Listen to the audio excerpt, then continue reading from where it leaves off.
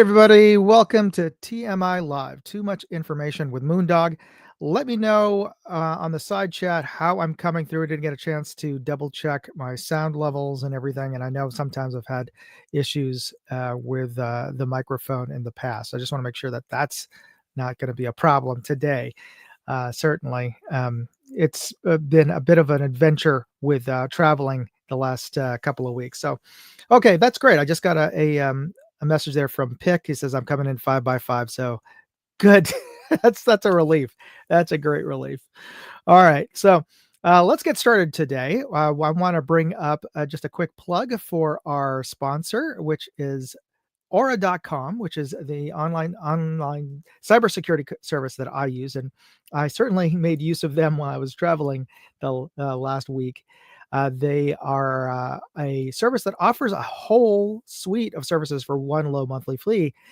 Normally, you'd have to go to a separate company to get a VPN, to get credit, data broker removal services, and to get fraud alerts and credit monitoring. Then you'd usually have to go to three different services. Well, here, if you just use Aura for one low monthly fee, you get all of that plus $1 million in identity theft insurance, all bundled into one service. And if you use my link, aura.com/moondog, not only do you help support the channel, but you also get 14 days of free trial. So you could try, you can get yourself removed off of these broker lists in those 14 days. In fact, let me know how many brokers you got yourself removed from in your first week. Maybe I'll make a little contest at some point to see who got the most brokers removed, and we'll give you a little bit of an extra prize then. But in any case, I think that might be violated in a part of the agreement for the sponsors. I'm not supposed to monetarily or somehow encourage you to try them. Just try them out. It's free. You got nothing to lose, and you have everything to gain in terms of your cybersecurity. So forget about it making a contest of it. It would just be for shites and giggles to find out who got the most got themselves off of the most brokers, and also to find out how many data brokers are you on. Now, that at the very least, you could use their services to find out how many times your information shows up on the web, which is kind of disturbing when I found out. So again, try them out. Use my link, aura.com/moondog. There's the QR code right there. All right, I won't belabor this. All right, early bird clue. So let me just bring this up a little bit. Here's your early bird clue. I'm giving you a little snippet of the logo because, try as I could, there is really no logo other than the letters of the name of the company. So here's a little visual little clue. It's just a part of their logo, so that you don't get all of it. But put in hashtag and this organization's name in the side chat, and you'll be automatically entered to win. I'm going to be giving away 3 prizes today. It's going to be you're going to get a set of Moondog O-rings, which, oh, silly me, I did not bring them. But you all, just like last week, you'll get a set of Moondog O-rings. You'll get a Moondog decal, which I do have. Where is that? Oh yeah, here we go. You get a Moondog decal and Moondog O-rings and a flag. A flag patch, a U.S. A Stars and Stripe patch from EVIC. So you get all that if you are one of the 3 winners this week. So get your hashtag in on the side. All right. Sorry, that's one thing I forgot to get together. All right, speaking of getting things together, let's talk about some of the videos I posted this week. And one of the most successful launches I have had in quite a while is this video review I posted of the TPO KT60 power scope, and it is possibly the cheapest 60 power scope I've ever seen. And you'll see in the video, my review, it's not a piece of junk for as little as they're asking for this thing, a 60 power scope. And believe me, I've looked in the past. I've gotten it wasn't really a budget. It was like a more sort of value oriented brand.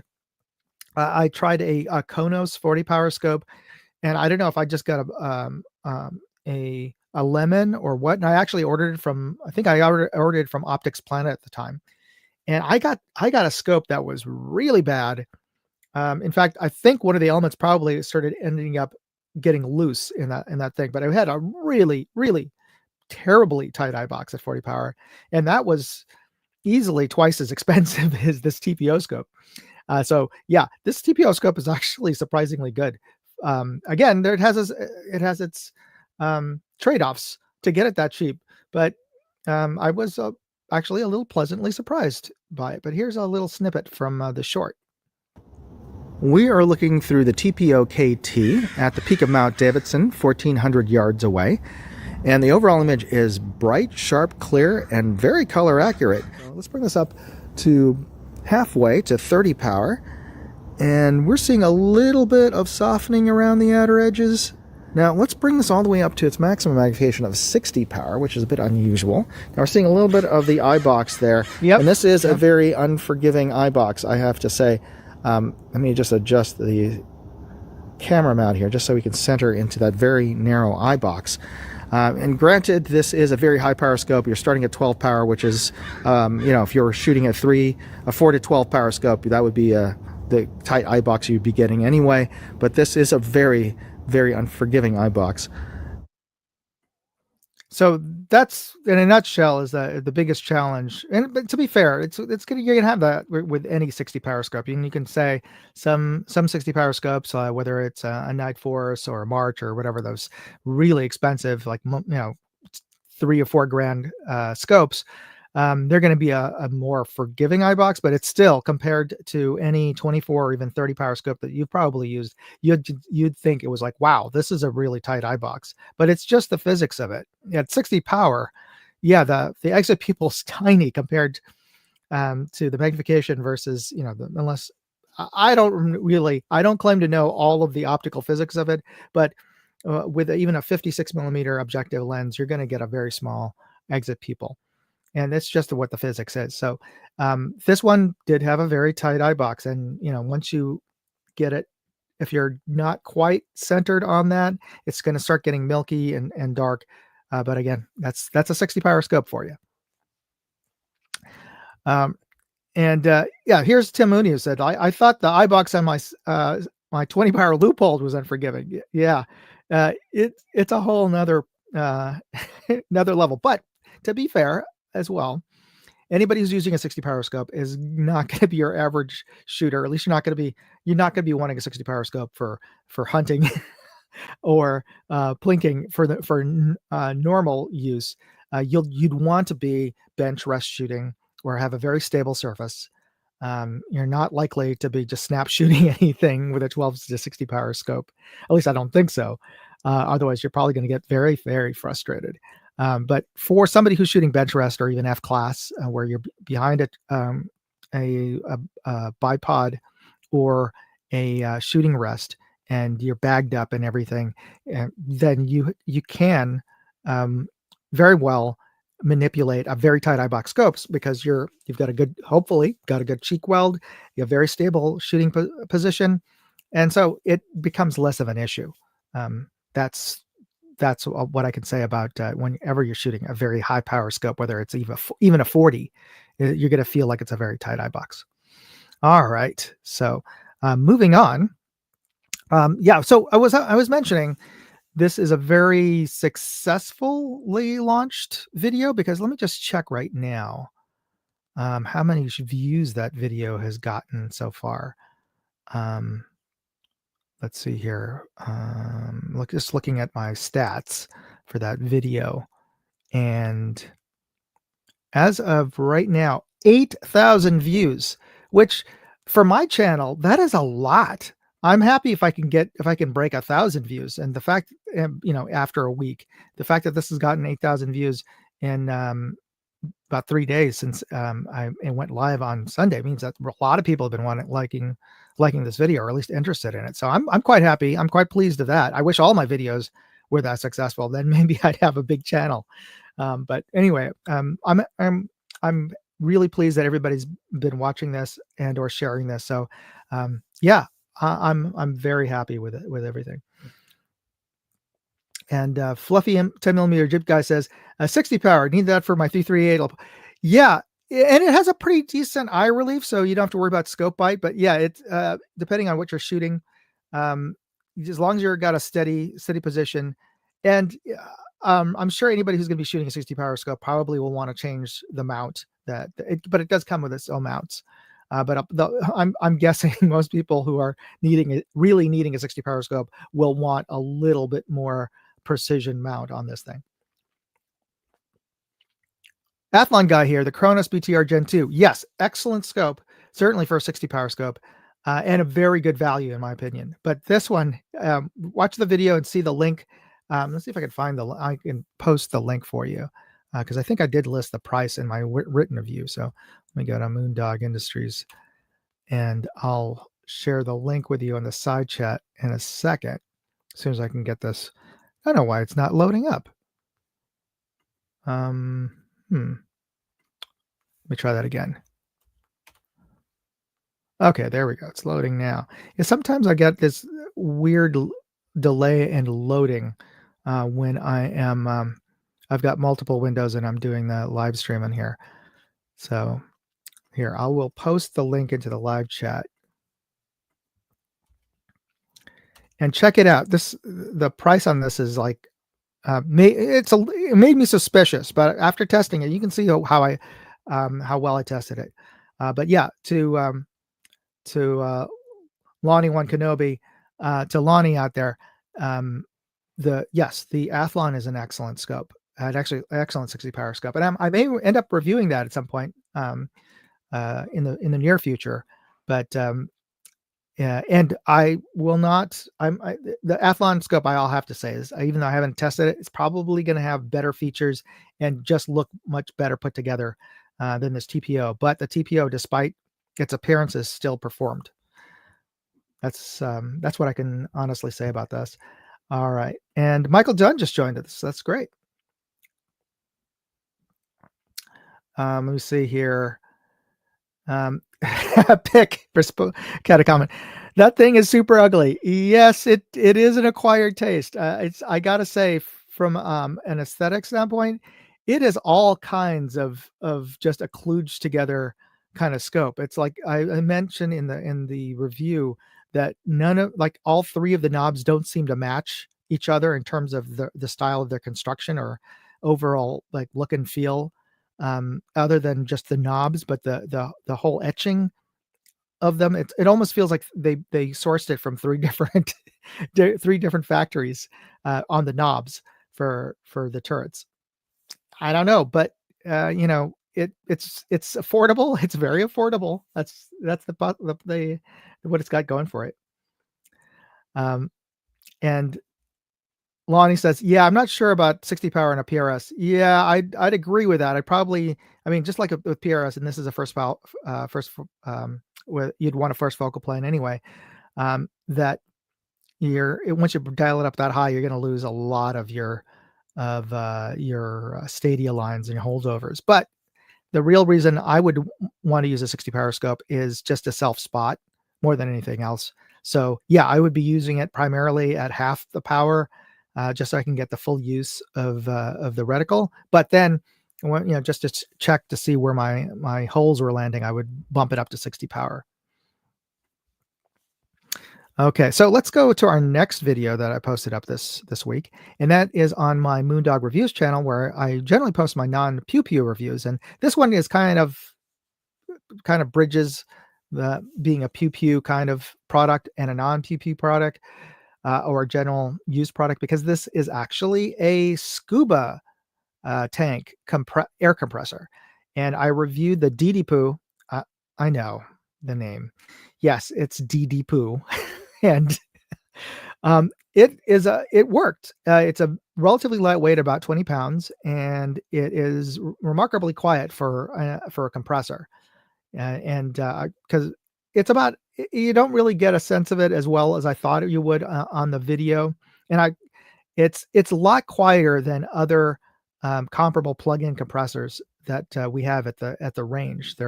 And the trade-off is it's a little bit slower in terms of filling a tank, so it's not something that you could quickly do, let's say during the break during a match.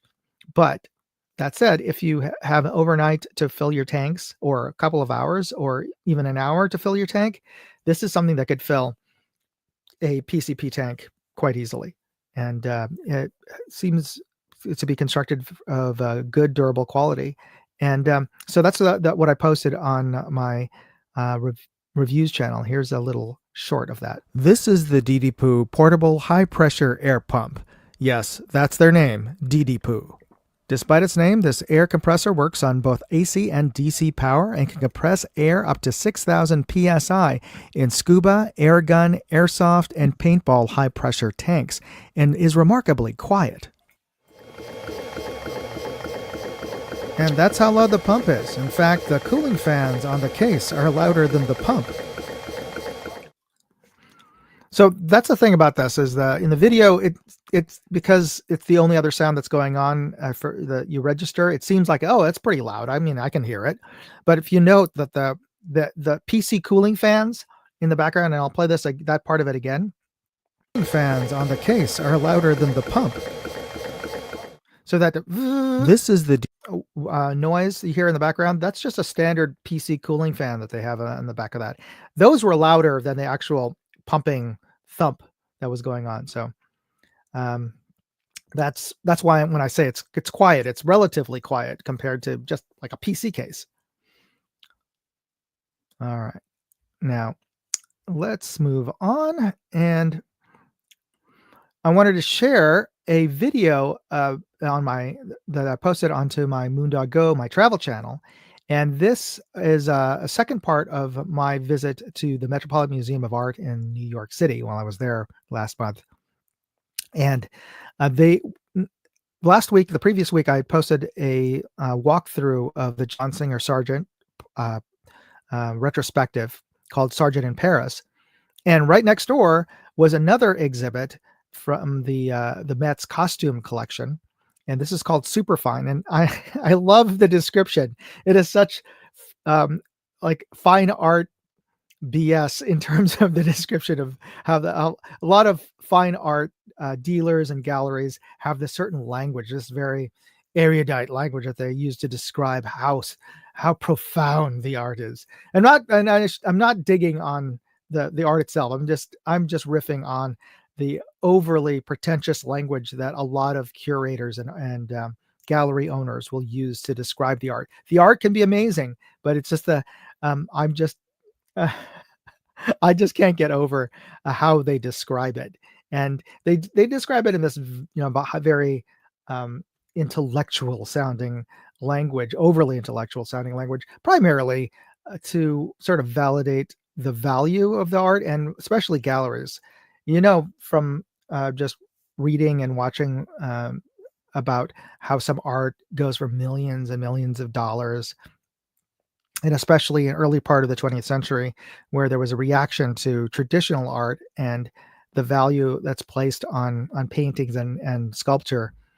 And you saw that in the 60s with the reaction of pop art and Andy Warhol just painting Campbell soup cans, or selling prints of Marilyn Monroe or Elizabeth Taylor for hundreds of thousands of dollars back then, and now they're worth millions of dollars now.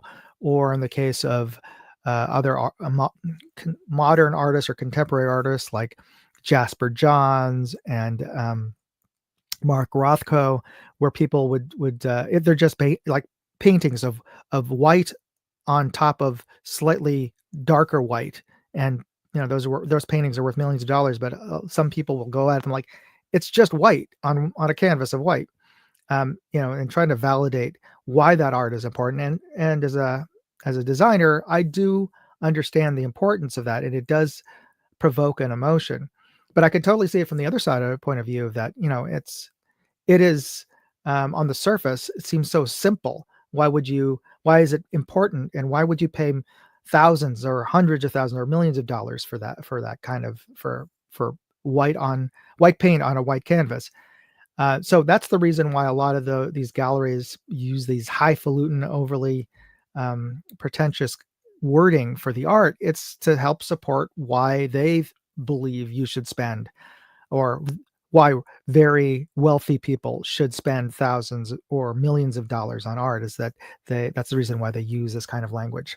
Okay, but getting back to what the actual language I was pointing to here. So the Superfine is this exhibit from the costume collection at the Met, and I love the first line. It says, "Superfine is a cultural and historical examination of Black style over 300 years through the concept of dandyism."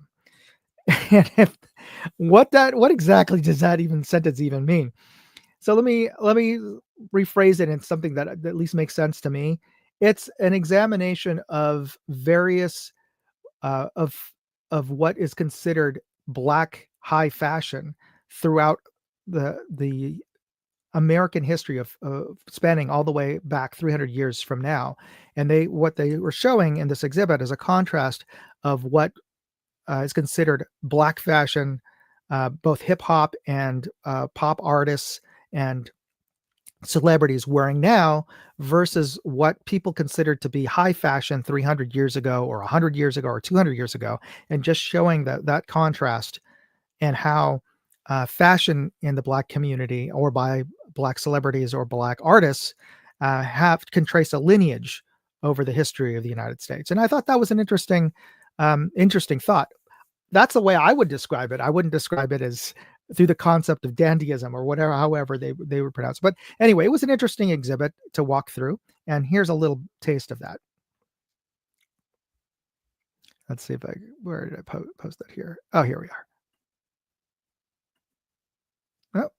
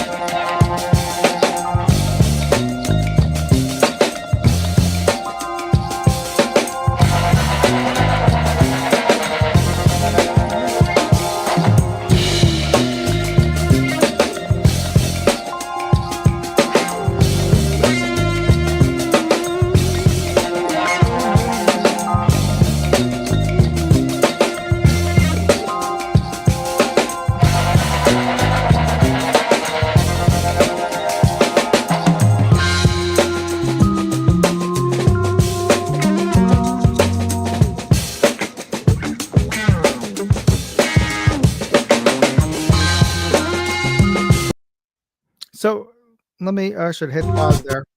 So here's an example of what I was saying earlier. You have two different type of sort of military inspired uniform. One is this very ornate cadet's jacket from West Point, circa 1878, and then compare it to a military inspired ensemble. I think contemporary, like in the, I mean, like now, or maybe perhaps 10 years ago, that would be like considered high fashion. That would be, some male model would be wearing at the New York Fashion Week or at Paris Fashion Week, and how there's that connection there. And earlier on, also in part of the exhibit, they were showing an outfit and a sword cane that was carried by dandies, and that was a term for somebody who dressed very flamboyantly 200 years ago, and contrasted that with a fashion piece. I believe it's a hat or a jacket, piece of jewelry that was made from using gold plated uh, ammo cases. So they're juxtaposing how people would use weapons as part of their ensemble 200, 300 years ago versus using um, rifle cartridges as jewelry. So it was an interesting exhibit, and that's going on at the Metropolitan Museum right now. So anyway, that's what I posted on my Moondog 2A channel. Go check it out, and if you happen to be in New York, go check it out. The costume department at the Met has in the last, I'd say 20 years, has put out some really interesting exhibits. So it's well worth checking out their normal collection that they have usually in the basement. But this was also an interesting one. A few years ago, they did an exhibit on Japanese samurai armor and how flamboyant that could get. In and so I thought that was actually one of my favorite exhibits over the Met. And that was 15. That was like 18 years ago that I saw that, but still, it was a really cool exhibit.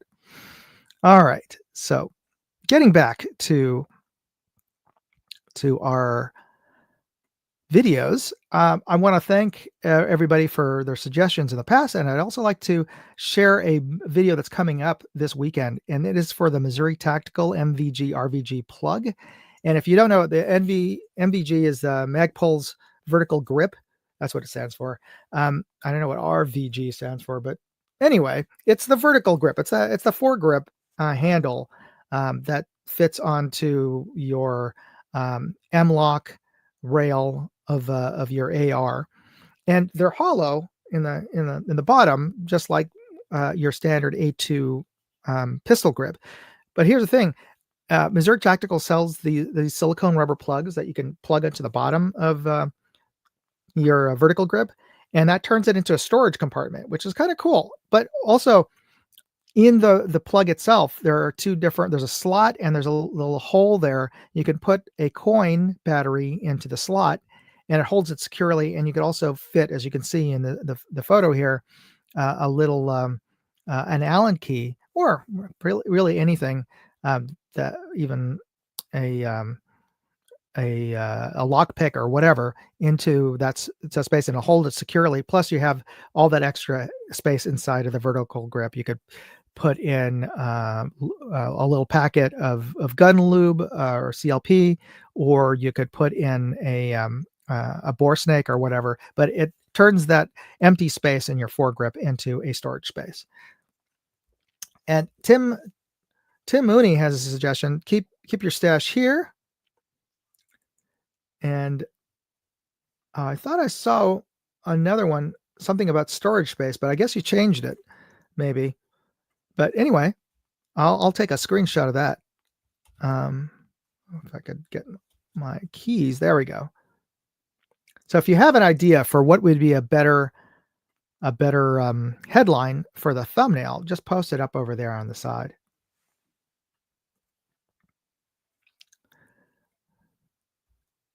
And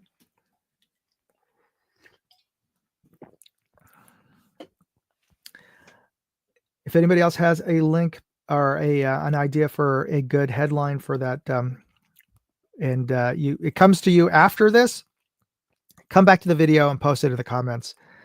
Oh, and Portia Speedster said, yeah, it's a good space. You could put a small tourniquet, or at least a cord or a shoelace to use as one. I don't know if it would have enough room to put. Well, the kind of that perhaps you might have enough room for that shoelace metal contraption that I've seen as a tourniquet. Tiny turkey net. Yeah, I suppose you could put it in there. That's what Tim Mooney said. Tiny turkey net. And Tim S says pack rat foregrip. That could be a good one. All right. Well, thanks, guys. Thanks for the suggestions. Okay, let's move on to our next clue for the patches and the Moondog O-rings. So the mystery brand that we want the initials of its name in the side chat is: this is the largest nonprofit organization in the United States focused on issues affecting those 50 and older. And so the question is, what are the four initials that form its name? And by the way, you can join this group as soon as, I think 49 is, as soon as, if you're going to turn 50, you can actually apply to join this organization as early as 49. And once you're joined, you can add in your spouse, I believe, for free. So as soon as I hit 50, I put that up there. And I get those discounts at Denny's just by, and also at the motels just by putting showing my card. So it does work. All right, so down the rabbit hole today. Speaking of, and the reason why I picked that organization to represent the mystery brand today is because I just got back from LA, as some of you have had seen, and the reason I was down in LA was to help my mother out in sort of organizing her things and to talk her into moving up here to San Francisco, where I live, or at least in the Bay Area where I live, because while it's not terribly far to travel down to Los Angeles, it is still it's a good 6 to 8 hour drive, depending on the traffic and depending on whether or not you stop for a meal along the way.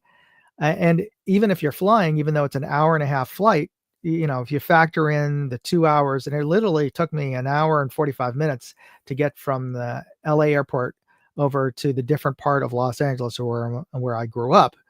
Um, it almost took me 2 hours to get there. So if you factor in the 2 hours there, the 45 minutes to get to the San Francisco airport, and the flight, then you're talking about easily 5 hours right there. So yeah, that's a bit of a difficulty, which is one of the reasons to keep an eye on her and make sure that she's doing okay.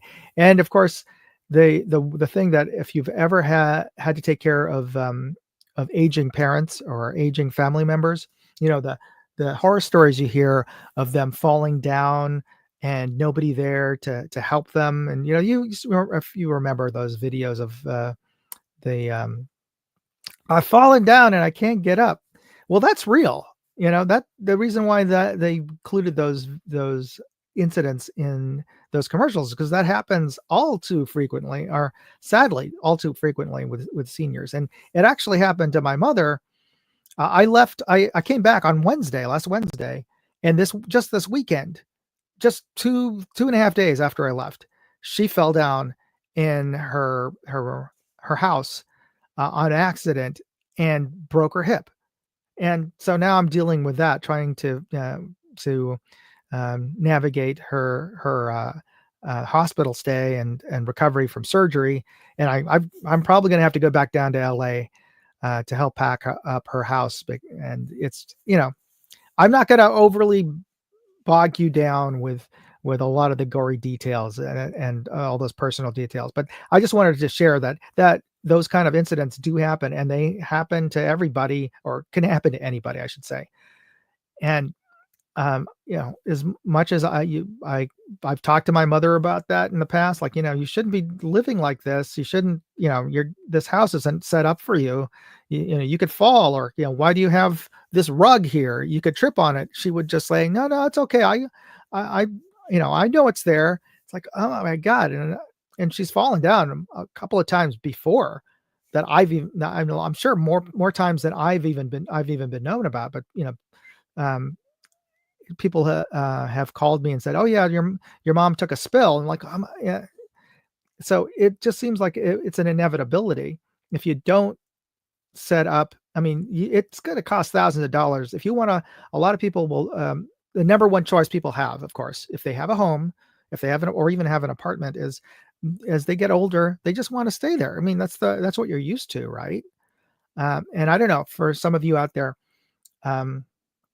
if you've had to deal with your aging parents. My mother's 85, and I may not look it, and I'm probably surprised a lot of you in talking about AARP is I'm in my 50s, so I'm at that age where a lot of us have gotten over 50 are dealing with aging parents if you haven't already had to deal with that already, and it's in many ways a lot more cantankerous than dealing with children, because you as a parent, you're used to taking care of their medical and navigating all of that and their school and everything. But with your parents, they're set in their ways. I don't know too many folks who would say like, oh no, my mother or my father are happy to do whatever I tell them that they should do. Like, no, yeah, good luck with that.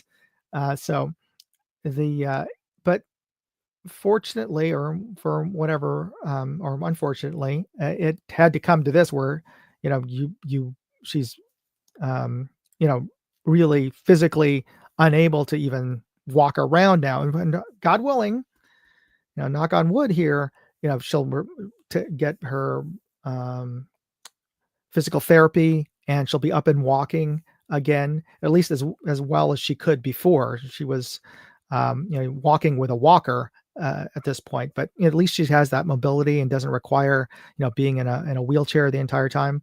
I mean, just like if you had leg or hip or back surgery, yeah, you're going to be on your back. You're going to be dealing with that. And anybody who's had uh, back or hip or leg surgery knows that it is a tough road to recovery. And sometimes and really, realistically, you will never get the kind of mobility you had before the surgery, and certainly not without some level of discomfort or pain. So you got that, and you multiply that by the fact that they're older, your body is less able to heal quickly. So it's a challenge. So the reason I brought this up is, um, what I just wanted to share what I've been going through in a much more accelerated timeline than I was planning, because I'd already started in the works of looking for places that I thought that my mother would be comfortable living in, to be realistic for the rest of her life. That isn't her home, because the home that I grew up in is not set up for somebody to who has limited mobility. There are stairs. It's a one level home, but it's on a hill.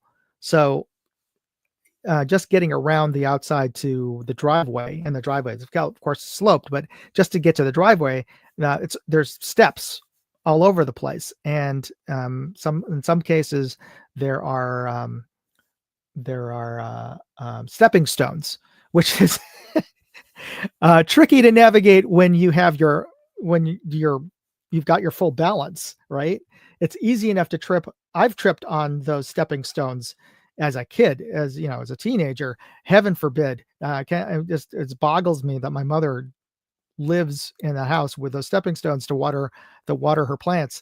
It's amazing that she didn't fall and, you know, uh, before approximately, like I said, maybe she did already and just never told me. But in any case, so short story, I'm looking for what they call assisted living, or if you're healthy enough, and you are mobile, just like a regular mobile, like you have been most of your life, then you could look for independent living or senior living, as some people euphemize. I mean, there's a lot of these terms that these senior care or elder care industry use. But independent living is when you don't need anybody really to look after you. You can look after yourself. You can cook for yourself, do your own laundry, take your own showers, without any assistance from anybody, or at least nobody that you're living with. And you're basically living in an apartment, regular apartment, like everybody else would be, but it just happens to be in the community, in a senior living or an independent living place. Most, if not all, of the people living there are about or roughly the same age group as you are. So that is an advantage. You're around people that are your age, people that you can relate to, and oftentimes those community places have a canteen, or in some cases a communal dining room that everybody can go to and have dinner and meals together, because being socializing is an important thing. And they also often have activities together, like there'll be movie nights, um, poker nights, or mahjong, or whatever the group likes to play. Bingo, of course, often enough. So if you can, um, don't need somebody to like an assistant, a med tech, or somebody to help you get in and out of the bathroom, a shower, or walk you the to get something to eat at the communal dining room. You can go with independent living. But as soon as you start needing somebody there to help you in and out of the shower or whatever, then you go into assisted living, and there's different levels of that depending on how much help you need on a daily or hourly basis. There are some folks that need help just combing their hair or brushing their teeth, and that extra level of care means you need somebody on staff, somebody available to you at least part of the day, that you could basically be that could be at your beck and call along with everybody else, obviously there. So you're kind of sharing that resource, and that usually gets paid by the hour, or in these, as I'm finding with these facilities, they have different categories of care: level one, level two, level three, depending on which place and which management company. They may have different terminologies for it. Some call it, level A versus level one, and some break it down to four different levels, some to different eight different levels. It all breaks down essentially to the kind of specialized care a person might need. Whether if they're diabetic, do they need somebody to inject them with insulin, or at least load up their insulin pens, or does somebody are so disabled and they still have their cognitive function, but they're so unable to use their limbs or whatever, just to wipe yourself when you go to the bathroom. That's a whole nother that's essentially time and skill level, that you're just like everything else. If you're paying somebody to mow your lawn, you're paying them for the time and effort to do that. So it kind of all stacks up, and some places will offer those services in different price ranges depending on how much help you do need. And some of that, it can change over time. In my mother's case, for example, if she's recovering, she's going to need more help, obviously, to the get-go, in terms of, because she's coming from her hip, so she may need somebody to walk her to to uh, to get something to eat during the meal times. And when she gets better and she heals up more, then she'll be able to walk herself. So they usually you can ask for a reassessment in terms of how much care you get. But again, so that hopefully some of you may have long-term care insurance. That's another thing we could talk about. Has anybody out there looked into any of this stuff? Does anybody out there, for example, does anybody out there have long-term care insurance? Because I looked into this as well, and it gets quite expensive. And most of it nowadays um, limits you. So they limit you by the amount of insurance that they will put out, depending on how much money you put in. Just like any insurance, like how much coverage do you want? Do you want $250,000? Do you want a half a million? Do you want a million? Do you want 2 million? Yeah, sure, we'll give that to you. Yeah, but you have to pay X amount in premiums until you need it. Just like you're buying insurance for your home or your car or what have you. Back in the day, as I understand it, there were Cadillac plans, and part of the thing with Obamacare and is that to allow more people to get on insurance, the base amount of insurance, they did away with certain Cadillac plans, and then by Cadillac plans, those didn't have any caps on you. You paid a high premium, but there was no limit. Like if you went into long-term care and God bless you, you live for 20 more years, they would pay, whatever yearly or monthly limit until you you stop breathing. So, but most long-term care insurance you're getting nowadays, they put a cap. It's only good for this amount of money. So you gotta start thinking about, well, okay, if I only get this limited amount of money, then, and also your own personal assets, your own personal life savings. Okay, if it's going to cost X amount of money per month and then I have to look into how much care I'm going to get.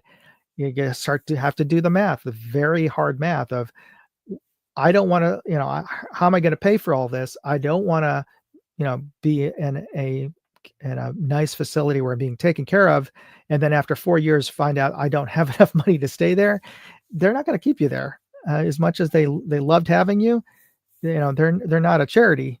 You're yeah, you're SOL. So that's the things that I'm having to like start parsing out for my mother. Yeah, it is what it is.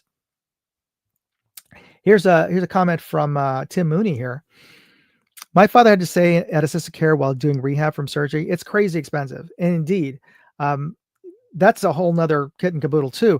The my mother was, when she gets out, she's at the hospital right now, and because they're still, she just had the surgery, and she had heart palpitations afterwards.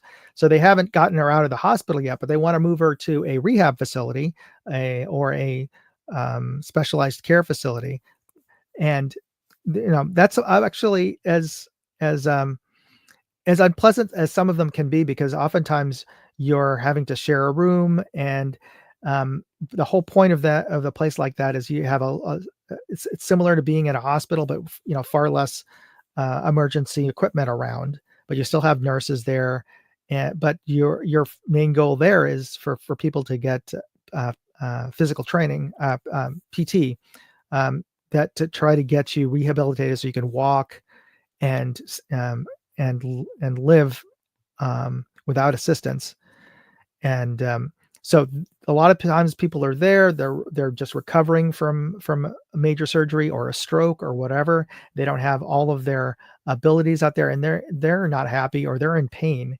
So I've been at some rehab facilities, and it's kind of depressing, because you hear people just moaning because you know there's only so much morphine you can get safely.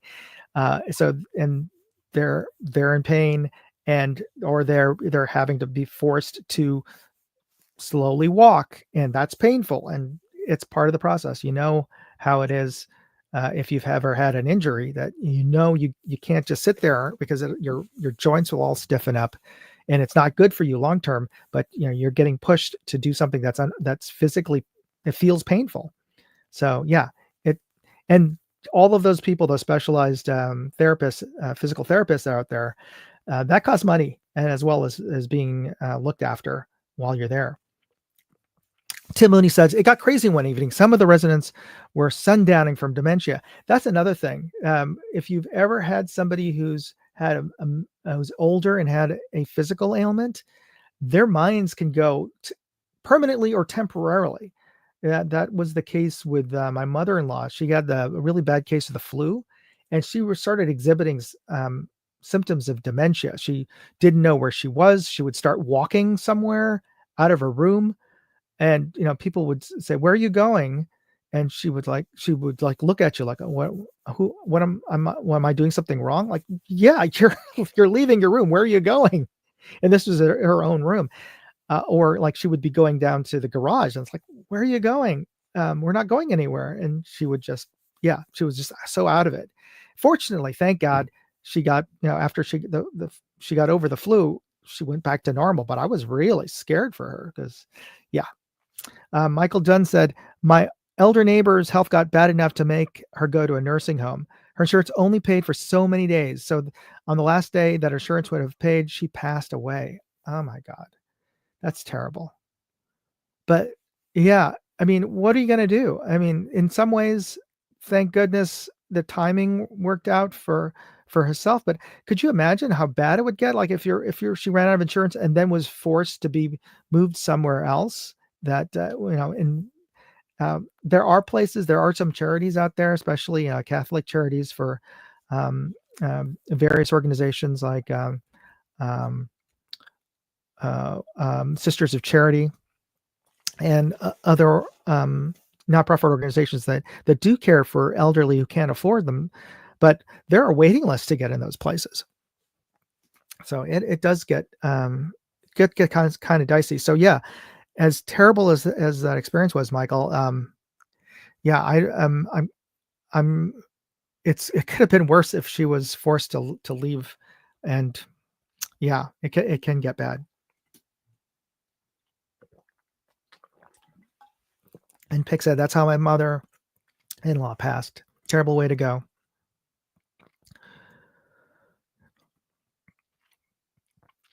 Yeah, Tim Mooney says, as soon as my father got better, we got him out there. And I understand. When my father-in-law was recovering from a stroke, he had to go into a rehab facility because, he had to learn how to walk again.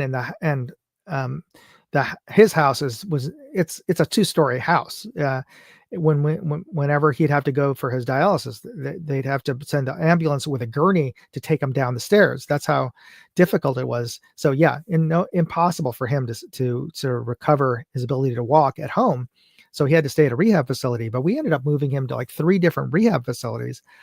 The first time, the first one was pretty good, and but they had a limited the way the insurance worked. They could only have him stay there for like a week, and then they had to, because he did recover. So it's kind of the double-edged sword. Because he recovered quickly enough that he could at least stand, they moved him to a lower tier facility, um, and that facility was, yeah, not good. It was one of those, like, One Flew Over the Cuckoo's Nest kind of places where you hear people moaning all over the place. You could smell old urine all over the place, and I'm like, this is not good. So we quickly did what we could, and it took a couple of days though to sort of navigate the insurance and just make calls and be a pest.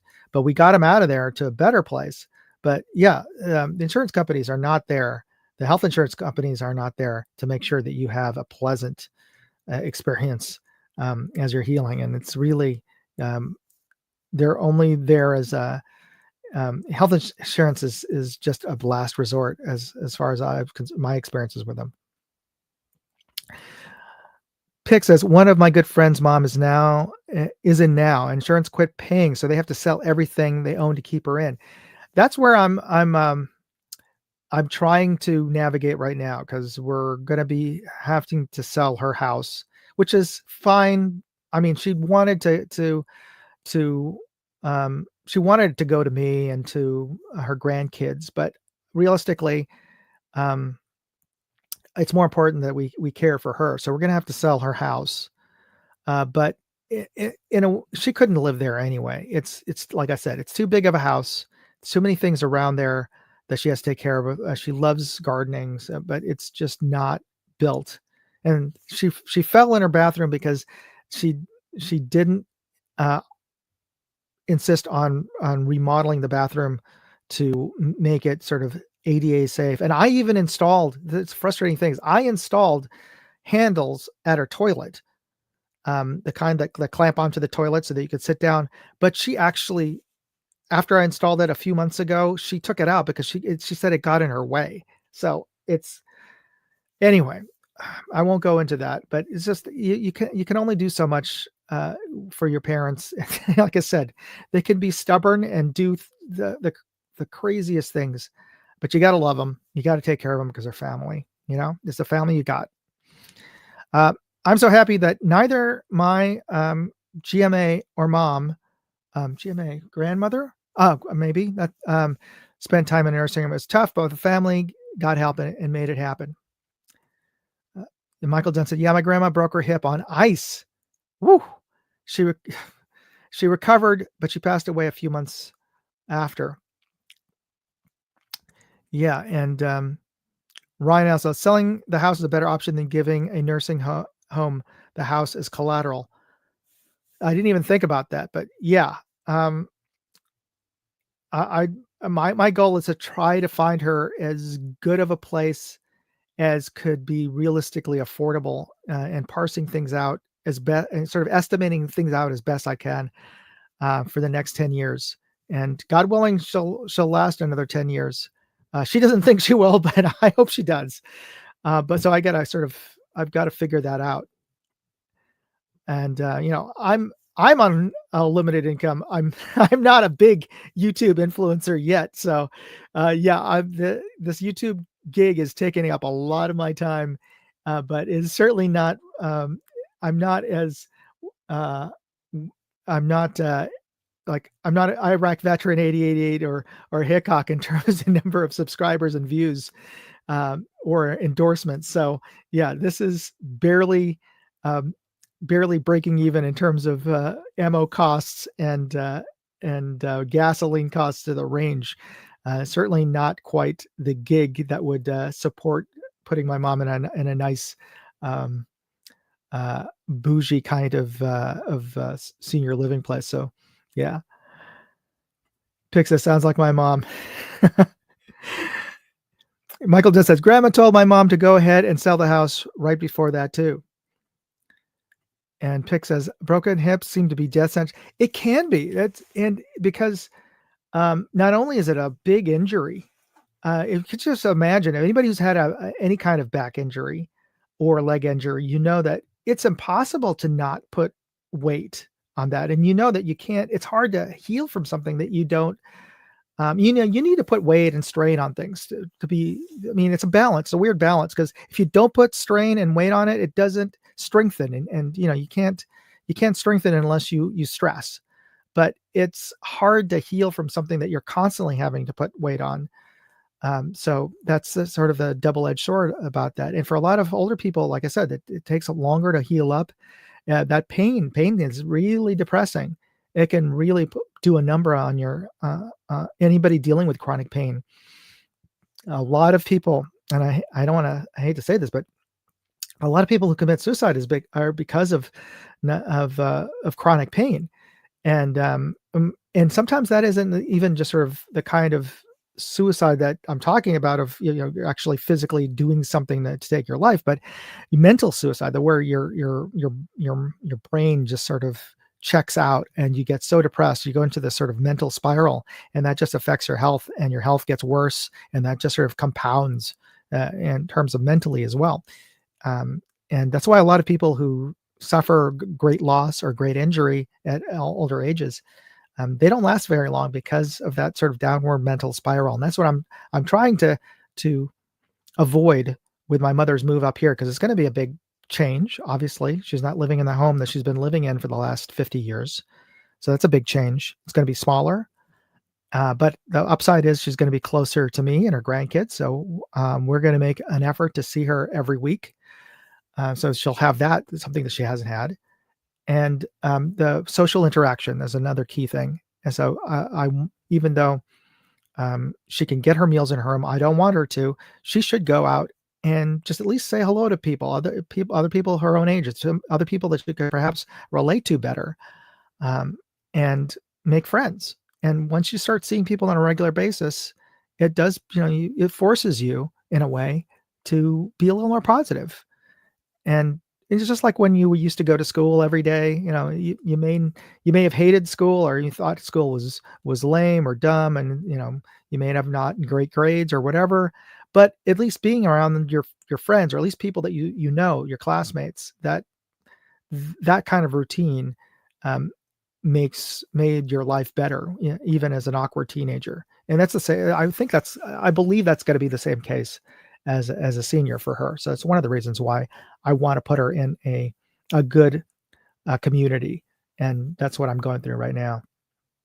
Here's another thing that Tim Mooney says: osteoporosis is a common for older women, loss of calcium and bone. So that's another thing, is she probably suffered from osteoporosis as well because of her age, and as a woman, because of hormonal changes. Your loss of estrogen as you get into after menopause cause your bone loss, and so that makes reason why a lot of elderly women break their hips, because those bones get much more fragile.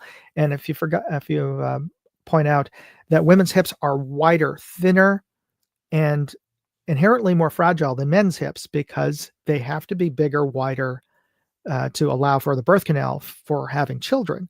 So structurally, their hips are a lot more delicate than men's hips. And men, of course, as men, we have testosterone that tends to build denser bone during adolescence and early development. So most men start off with much stronger bones in general than women do.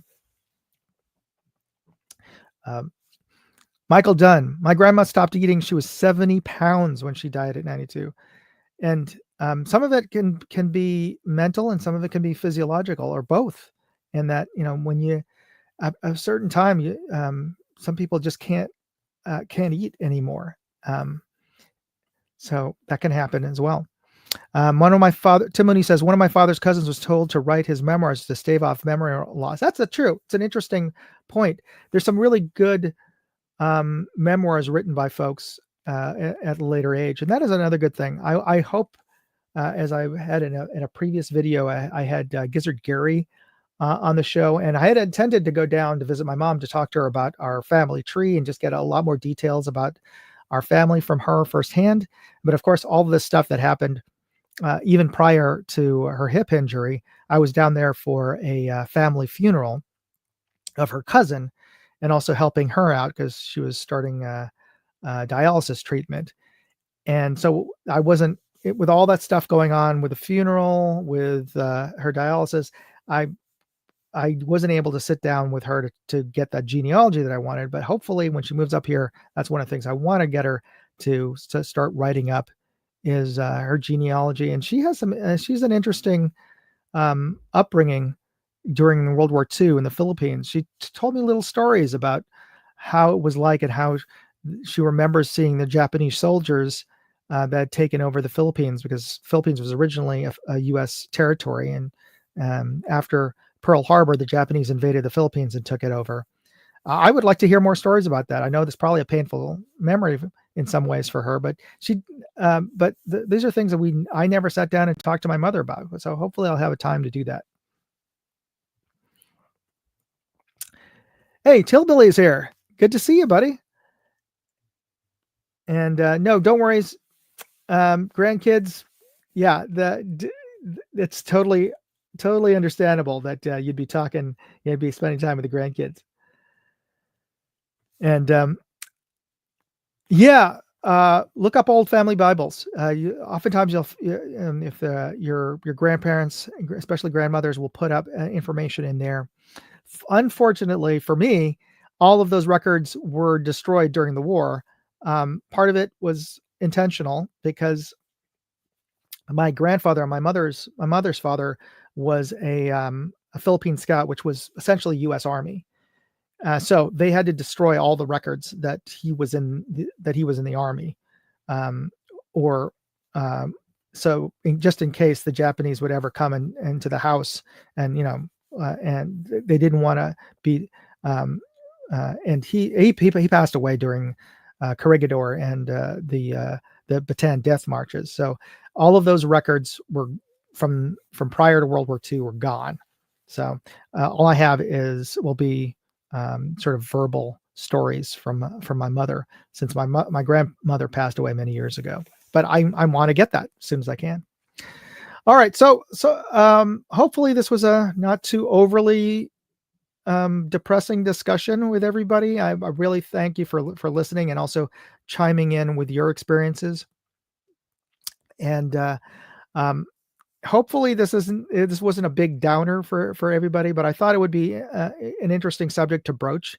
And I would like to, if you're interested in having me revisit this, I didn't even get into, I intended to share some of the places that I was looking at, just to give you a context of what I was looking at here, and also talking about prices and things like that.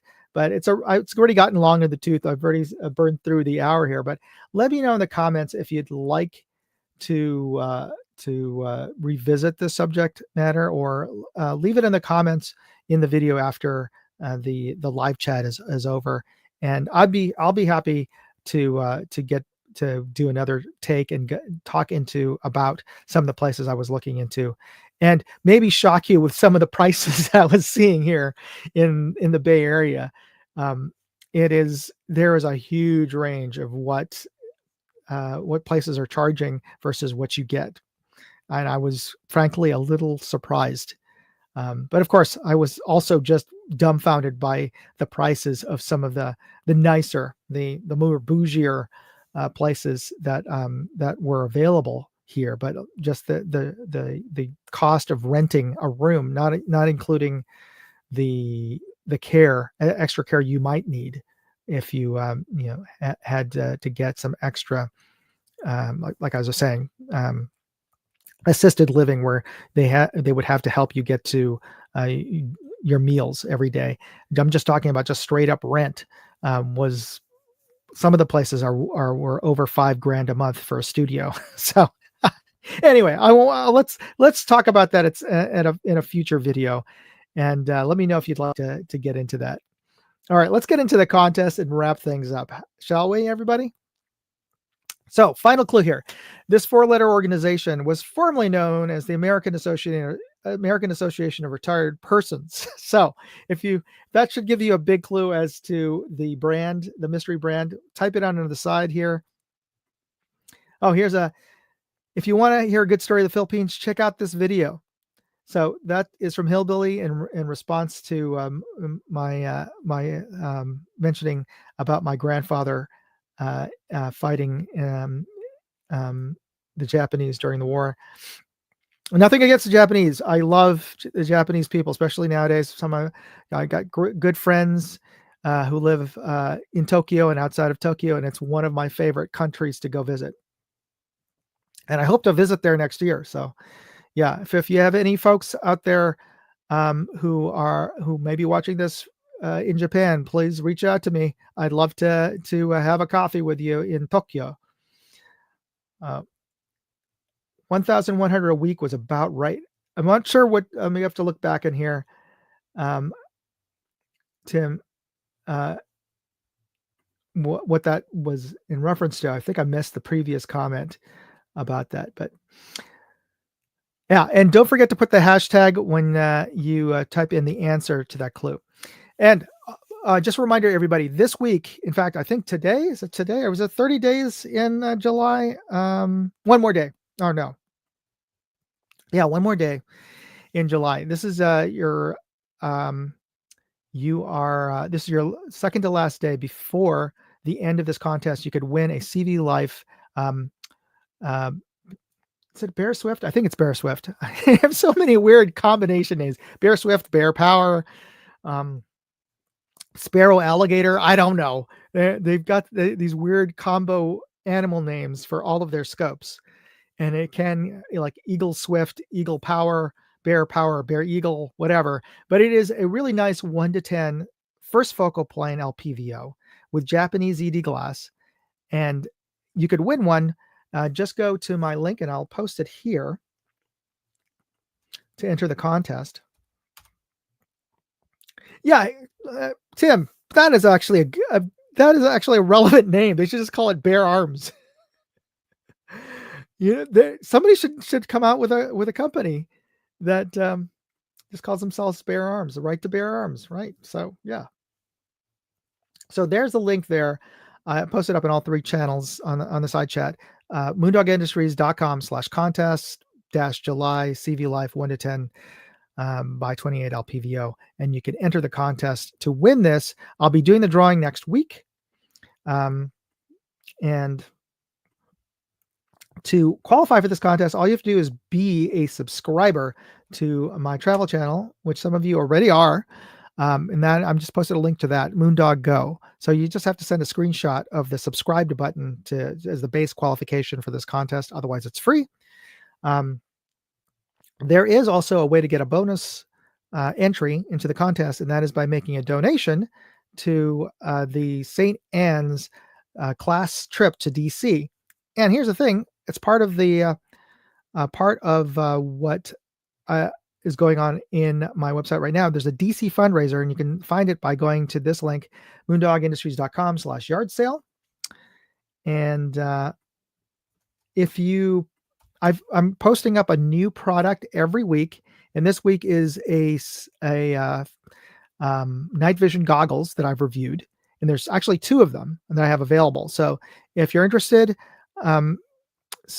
put in a donation for the amount that's suggested on that page to the fundraiser, and you'll not only will you get an extra entry into the contest, but you'll get this really inexpensive, because I'm posting it for half the price that you can get it new on Amazon, and it is new. I mean, it's practically new. I've tested it. I haven't abused it. I know it's working. It's the one you see in the video. You'll get it for half the price that you'd find on Amazon, and it works. So there you go. And you can find details about that on that link that I posted up for the fundraiser. And again, before you go, be sure to hit that like button and the subscribe button and the notification bell on this video. And that really does help. So we'll be seeing you next week, hopefully. And I'm hoping, knock on wood, that I'll be having an animator join us. And I can't name this studio, but it has a mouse as its mascot. So he has to get permission to mention that he works for this animation studio, but that's what he's going to be getting from me. So hopefully I'll have him on the show as my guest next week. If not, hopefully I'll have another guest, an equally as interesting guest. But that's who I'm hoping to talk to next week. And oh, by the way, let's do the drawing for this for I almost, I almost forgot the giveaway, right? Okay, so let me bring that up, and we'll do the giveaway right now. So stop share screen, and let's share the screen for the giveaway tool. Okay, we got 9 entries. So we've got let me get a notepad.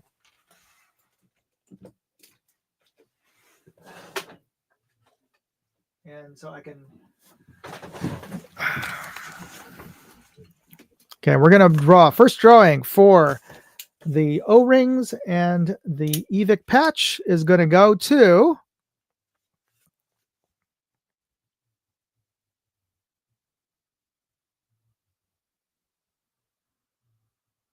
Ryan L. Congratulations. All right. We're going to draw again for the second winner.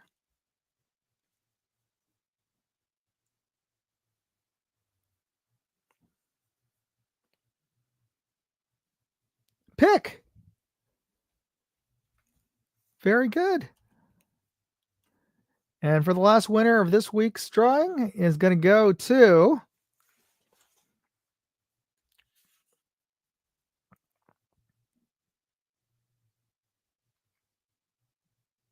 Michael Dunn. All right. A lot of our regulars today. Excellent. So congratulations to Ryan, Pick, and Michael. Just be sure to send me an email to my Gmail, which I'm going to post up here, and use hashtag AARP as the subject line, and that way I can easily find it. And again, put your name, address that you want the patches and the decals shipped to, and I'll get that to you this week. So congratulations to all of you, and thanks to everybody who tuned in today. And let me know in the comments after the show's over if you'd like to continue this conversation at a later date. All right, everybody. Thanks for tuning in. You be safe out there. And Moondog out. Hey, I'd like to know what you thought of this video. Leave me a comment or chat with me on Facebook, Twitter, TikTok, MeWe, Instagram, or Locals. And if you want to see all of my videos, go to moondogindustries.com.